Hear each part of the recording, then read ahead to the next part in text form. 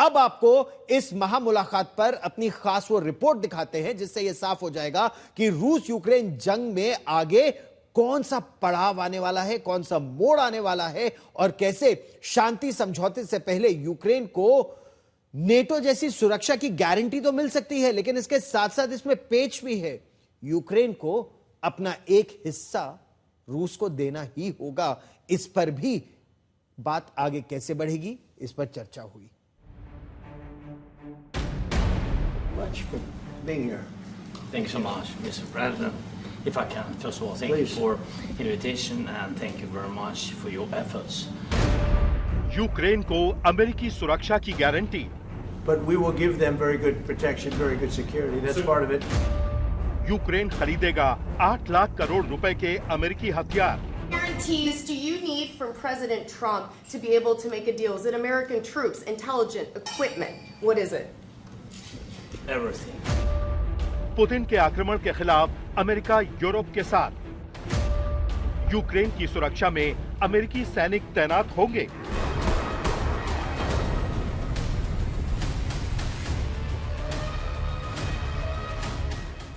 रूस यूक्रेन जंग के बीच वॉशिंगटन में इस बार सूट में पहुंचे ज़ेलेंस्की की ट्रंप से हुई मुलाकात अच्छी रही, इतनी अच्छी कि वो इसे सबसे अच्छा बता गए और फिर अपने बयान में थोड़ा सुधार किया। Very good conversation with President Trump. Very good. And it really was the best one, maybe the best one will be in the future. यही नहीं, पूरी बातचीत के दौरान ज़ेलेंस्की ने ट्रंप को 25 बार थैंक यू कहा और ये थैंक यू इस वजह से क्योंकि पुतिन से शांति की डील होते ही यूक्रेन को नाटो की सदस्यता तो नहीं मिलेगी, लेकिन नाटो जैसी सुरक्षा की गारंटी जरूर मिल गई है। ऐसी गारंटी जिस पर पुतिन भी राजी हैं।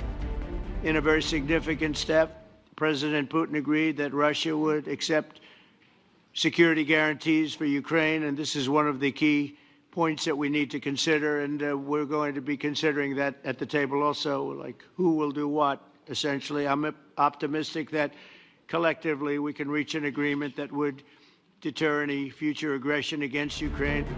सुरक्षा गारंटी के तहत यूक्रेन को नाटो के आर्टिकल 5 के जैसी सुरक्षा मिलेगी, यानी यूक्रेन पर हमला हुआ तो यूरोप के देश उसकी सभी तरह से मदद करेंगे। इसके अलावा यूक्रेन अमेरिका से 8 लाख करोड़ रुपए के हथियार खरीदेगा, जिसके लिए पैसा यूरोप के देश देंगे। इससे यूक्रेन की सैन्य ताकत बढ़ेगी। यूक्रेन कम से कम 10 अमेरिकी निर्मित पैट्रियट एयर डिफेंस सिस्टम खरीदना चाहता है, जो रूसी मिसाइलों और ड्रोन हमलों को रोकने में अहम है। इसके अलावा यूक्रेन के साथ अमेरिका $50 बिलियन के ड्रोन उत्पादन का सौदा करेगा, जिसमें यूक्रेनी कंपनियां ड्रोन बनाएंगी और अमेरिका उन्हें खरीदेगा।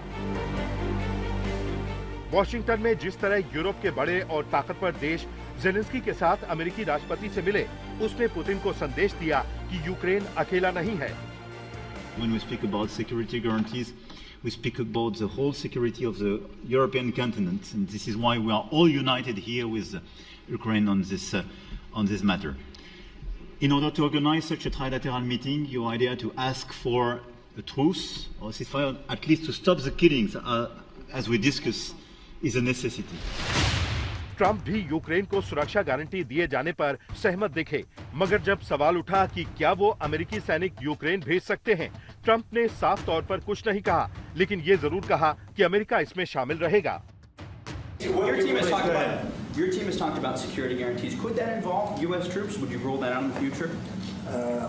We'll let you know that maybe later today. We're meeting with 7 great leaders of great countries also, and we'll be talking about that. They'll all be involved, but there'll be a lot of help when it comes to security. There's going to be a lot of help. It's going to be good. They are first line of defense because they're there. They're Europe. But we're going to help them out also. We'll be involved.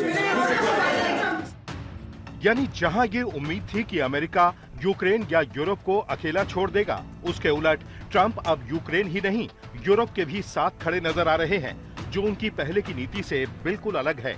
Italy की PM Meloni ने भी कहा कि रूस फिर आक्रमण न करे, इसके लिए नाटो जैसी सुरक्षा गारंटी जरूरी है। We'll talk about many important topics. The first one is security guarantees, how to be sure that it won't happen again. which is the precondition of every kind of peace.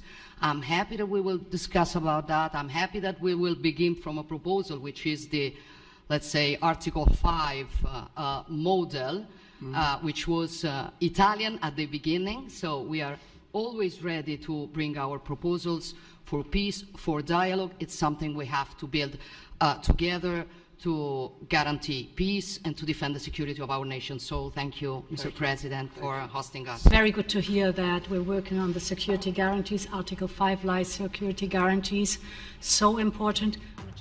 आखिर Meloni के साथ ही Europe को ये डर क्यों है कि Putin फिर से हमला कर सकते हैं?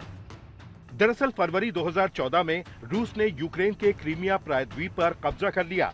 फिर अप्रैल 2014 में डोनबास यानी डोनेट्स्क और लुहांस्क में रूस समर्थित अलगाववादियों ने यूक्रेन के खिलाफ हथियार उठा लिया।